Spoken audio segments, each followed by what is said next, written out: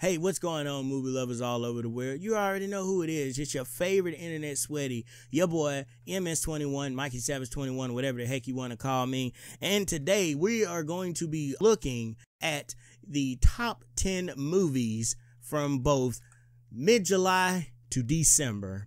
And as always, guys, please make sure you go follow me on the social media platforms you see across the screen at official MS21.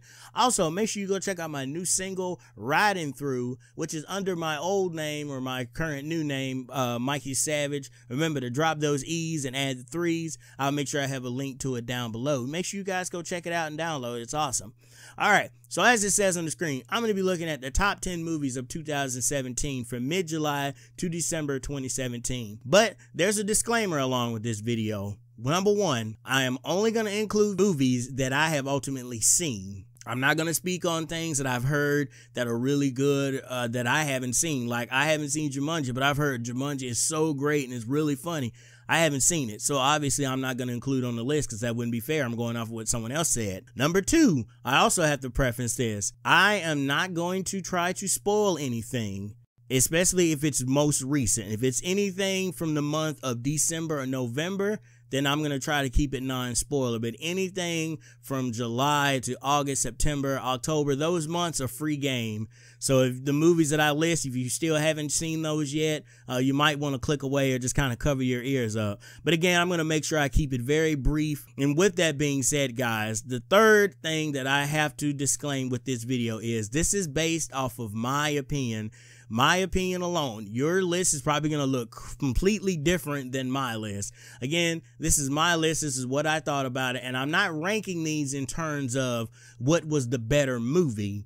I'm ultimately ranking these in terms of entertainment. Now, some of them, quality-wise, will reflect what my list looked like, but most of them are just based on entertainment because the movie can look absolutely beautiful, but if it does nothing to really capture my attention, they've lost a point right there for me. All right, guys, so with that being said, let's get into the first one. And we're going to start at number 10 with Justice League. Justice League was the film that I had very high hopes for. I was really looking forward to Justice League and ultimately looking for the culmination of the DCEU of what we've seen so far with Man of Steel and Batman v Superman and Wonder Woman. Seeing all 6 of these characters ultimately come together to fight the big bad Steppenwolf is something that I really was hoping that was going to be fantastic, but it ultimately ended up being a bit of a disappointment towards the end with the bad CGI in terms of Henry Cavill's face, the bad CGI villain, the overall story not making much sense and being kind of convoluted in certain points, the mishandling of certain characters in the film. Again, maybe with the release it'll be a little bit better, but you never know. All right, so number 10, I have War for the Planet of the Apes. Now, I know some of you already are looking at me like, Mike, how in the world can you not have this on there? How can you claim to be a real sweaty if you do not have this movie already on your list? Hear me out, guys. Hear me out. One of the reasons that I don't have War for the Planet of the Apes so high on my list was the mismarketing of the movie. I went into this movie thinking it was going to be apes versus humans, that there was going to be this big magnificent war that was going to culminate in this ultimate final showdown where the apes ultimately come out on top. And then we ultimately lead into the Planet of the Apes. That's not what we got. What we got was another character arc journey for Caesar.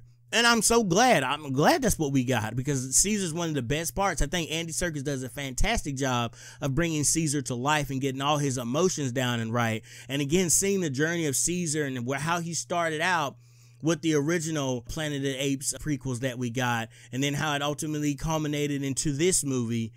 I love seeing that, but I was promised a war movie, and there were like aspects of war in it, but not really. They significantly focused on this being the end-all, be-all war between apes and humans, and it didn't really culminate into that, and so that's why it's so low on my list. All right, so number 8, I have Annabelle Creation. Who would think Annabelle Creation would be good? I mean, hey, you had David F. Sandberg, the guy behind Lights Out and the guy who's directing the upcoming Shazam movie behind this film, and you have James Wan backing him up. This movie ultimately was primed to ultimately come out good, but there was still the chance that it could be bad, like the first Annabelle, because the first Annabelle was just an abomination of a film. Couldn't stand it, will never watch it again. I don't care about continuity's sake whatsoever. However, Annabelle Creation took the concept and lore of Annabelle. We got to see how Annabelle was created, how the demon attached itself to Annabelle, how it ultimately attached itself to the little girl that was in the film, how it ultimately ended up with the little girl losing her life and losing her best friends to this demon that was inside of this doll. And we see how exactly this ties into the first aforementioned terrible movie.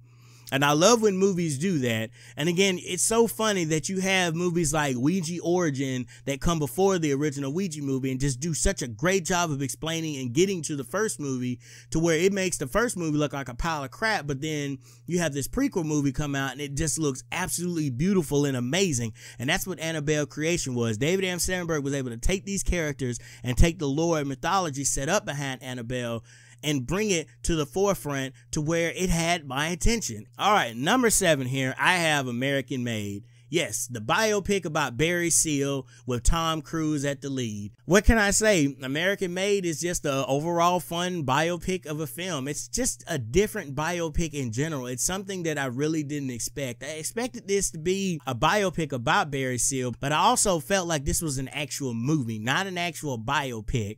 And we got to see ultimately how Barry Seal started off as this pilot and how he worked his way on up, and that was really cool to see. And again, I didn't expect much out of this biopic.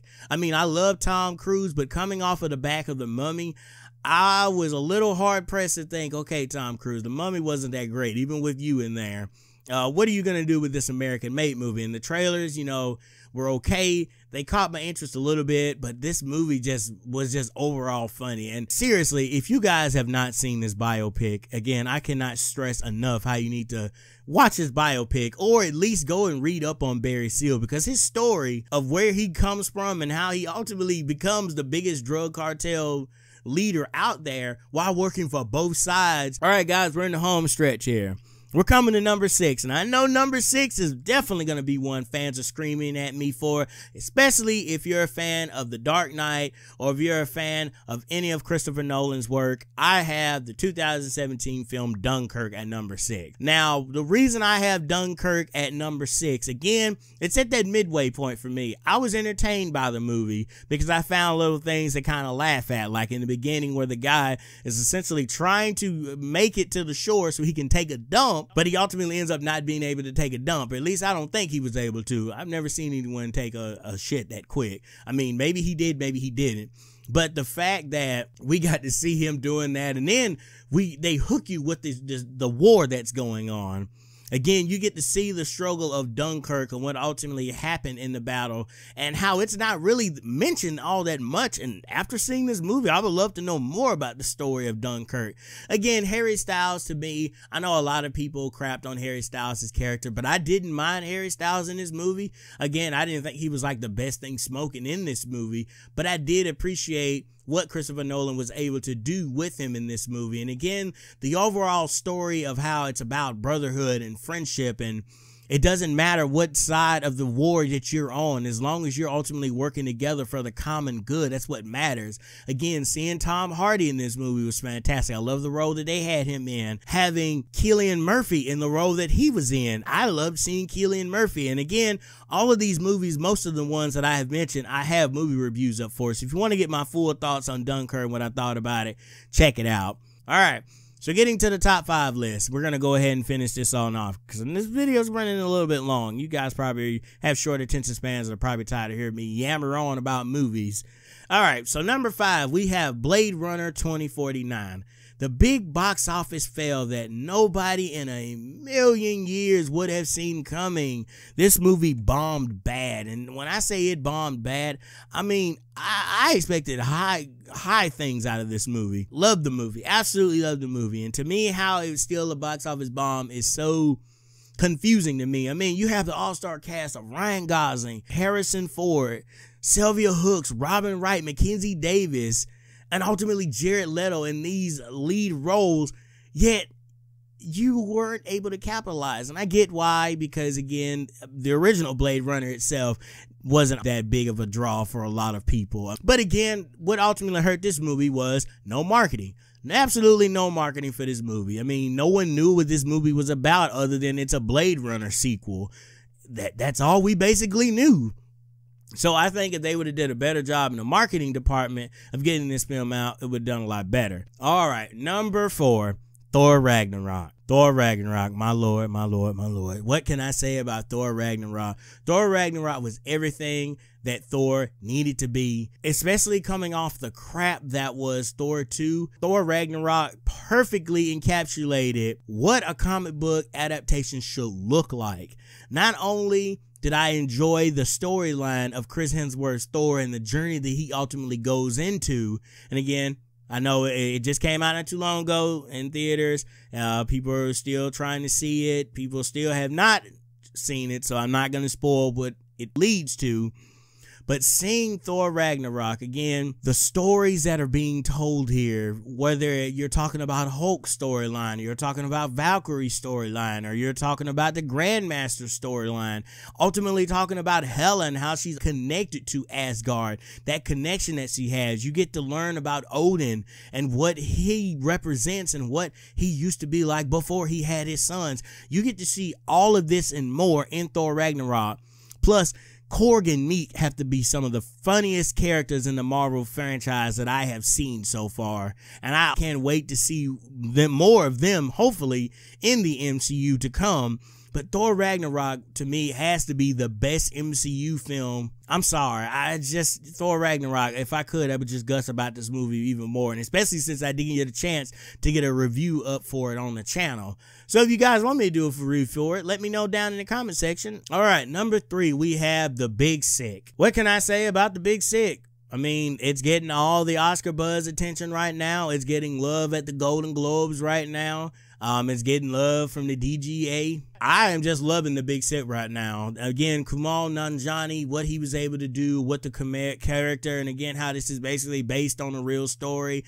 One thing I don't see many people talking about is Ray Romano's character. I mean, look, I thought Ray Romano was great in this role. Again, I get where everyone's, praising Kumail Nanjiani and Zoe Kazan and everything and Holly Hunter for their performances. But I think Ray Romano had something to offer here as well. Same thing with Adil Akhtar. Again, I enjoyed The Big Sick, and I also have a review up for this as well, which I'll make sure I leave annotated down below, and I'll make sure I leave it annotated above. Probably just do a big mega playlist. But what I really like about The Big Sick was the heart of the story. Again, this is a love story. You have this story about this guy who wants to be a stand-up comedian and he's trying to get his big break in Chicago, and how in this culture it kind of sometimes doesn't allow for those opportunities to happen, and then how it comes across his dream girl he ultimately ends up wanting to marry. And I think that is just so fantastic. And again, I feel like this is just an overall good film. You guys have got to check out The Big Sick. Seriously, check out The Big Sick. I mean, movie literally made me cry.